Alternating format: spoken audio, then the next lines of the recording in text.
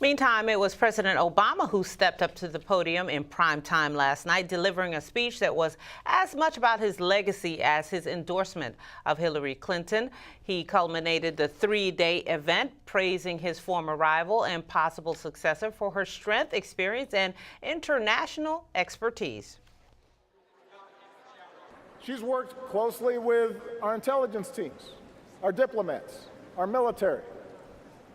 She has the judgment and the experience and the temperament to meet the threat from terrorism. It was an honor to see someone who looks like myself give that speech to the entire world and say that we're stronger together.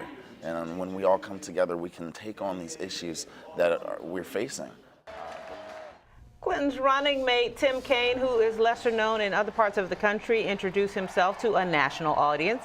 He showed off his Spanish-speaking skills in a well-received speech that also went after Donald Trump. Hillary Clinton and I are compañeros de alma. And we share this basic belief. It's simple. Do all the good you can and serve one another.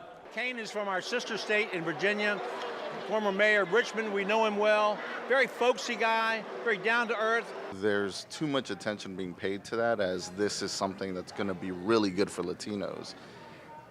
I don't get that sense just because we have a candidate that speaks Spanish. What was impactful for me last night was watching that speech, and at one point someone in the crowd shouts out, "Si se puede," and the entire arena started chanting "Si se puede."